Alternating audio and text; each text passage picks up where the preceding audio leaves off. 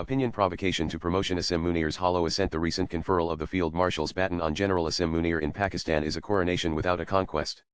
The move, for all its pomp, reveals more about Pakistan's internal anxieties and strategic failures than any real military achievement. Rather than reflecting battlefield success or visionary leadership, Munir's promotion is a desperate attempt by the military establishment to mask operational debacles, consolidate power amid domestic turmoil, and double down on a long-standing policy of hostility towards India. Typically, the title of Field Marshal is bestowed upon generals who have steered their nations to historic victories or displayed exceptional strategic brilliance. Munir's ascent, however, comes at a moment when Pakistan's military credibility has been severely battered owing to India's Operation Sindoor.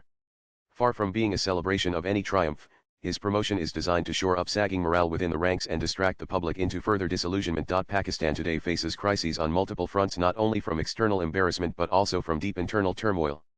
The economy is under severe strain, insurgencies continue to simmer in Balochistan and Khyber Pakhtunkhwa, and the army's once unquestioned authority is now challenged by the public. The jailing of former Prime Minister Imran Khan and the unrest that followed have only heightened the sense of instability. In this context, Munir's elevation is not a reward for merit but a maneuver to consolidate his personal authority and reinstate the military's grip on Pakistan's narrative. Nanan General Asim Munir's tenure as Pakistan's army chief has been defined not by military innovation, but by a sustained campaign of anti-India rhetoric and provocation. Long before his recent promotion, Munir repeatedly criticized the 2021 ceasefire deal with India, arguing that peace along the border deprived Pakistan of leverage and that controlled violence was a strategic necessity. This worldview, one that sees confrontation as currency, has shaped Pakistan's posture under his leadership. His speeches, steeped in the controversial two-nation theory, have gone far beyond dog whistles. Munir, a self-styled Hafiz Quran, has used his religious credentials to bolster his authority and justify a hardline, divisive agenda. He has aggressively asserted an irreconcilable divide between Hindus and Muslims, and described Pakistan as the second state established on the Kalama after Medina. He has invoked religious slogans, declaring the army's motto as Iman, Taqwa or Jihad fi Sabilillah, a call to religious war that is both divisive and incendiary. Such rhetoric, reminiscent of hardline military rulers of the past like Zia al-Haq, is deployed not only to prey on communal fault lines but also to provide ideological cover for terrorist proxies. This climate of incitement set the stage for the Pahalgam massacre, the most chilling recent example of Pakistan's cross-border terror strategy.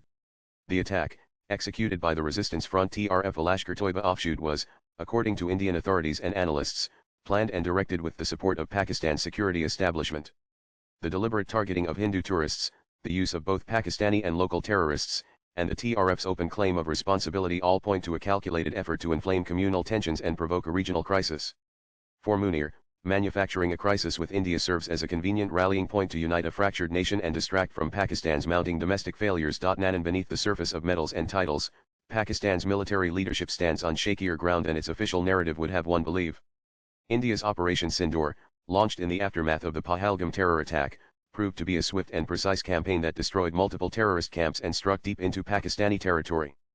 Pakistan's attempts at retaliation, using drones and missiles, were decisively intercepted or neutralized by Indian defenses. The confrontation concluded not with a Pakistani victory, but with Islamabad compelled to seek a ceasefire on India's terms. This episode has marked a significant shift in the regional dynamic. For decades, Pakistan has wielded its nuclear arsenal as a shield of impunity, banking on the threat of escalation to deter any decisive Indian response to cross-border terrorism. Operation Sindoor, however, demonstrated a new resolve in New Delhi. India is no longer cowed down by nuclear blackmail, and is confident in responding with calibrated military action that exposes the vulnerabilities of Pakistan's conventional defenses. This pushback has sent a clear message: India will not allow the nuclear shadow to be used as cover for terrorism. Despite these setbacks, Pakistan's military under Munir's direction launched a propaganda blitz, staging victory parades and flooding the media with triumphalist narratives. The elevation of Munir to Field Marshal is the crowning moment of this campaign, a symbolic gesture aimed at projecting strength, even as the facts on the ground tell a story of strategic failure and diminished credibility. Munir's self-promotion draws uncomfortable parallels with Pakistan's first Field Marshal, Ayub Khan, who conferred the title upon himself after the disastrous 1965 war with India. Much like Ayub, Munir's rise seems aimed not at celebrating any strategic success, but at reshaping the narrative surrounding military setbacks. However, there is a notable difference. While Ayub stepped back from direct military command, Munir retains both symbolic and operational control, further tightening the military's grip over Pakistan's political landscape. The international community must realize that Munir's promotion is not a parochial affair.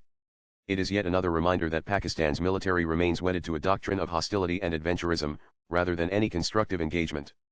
Munir's religiously charged rhetoric, his willingness to provoke conflict, and his complicity in cross-border terrorism represent a disturbing trend. India's measured yet resolute response to recent provocations has revealed the vulnerabilities of Pakistan's military and signaled that attacks on Indian civilians will not go unanswered. Rather than prompting reform or introspection in Rawalpindi, Munirs' elevation suggests that Pakistan's generals are determined to cling to the old playbook of denial and deflection. Swipe left for next video. General Asim Munirs' rise to Field Marshal is not a celebration of military excellence, but a symptom of a military and political system unable to confront its own failures. As long as provocation is rewarded and accountability evaded, the cycle of provocation and reprisal will persist. Kamal Mehdi Shetty is an assistant professor at Rishihud University and a visiting fellow at India Foundation, New Delhi. He tweets at Kamal Mehdi Shetty. Views expressed in the above piece are personal and solely those of the author. They do not necessarily reflect News 18's views. Latest blogs.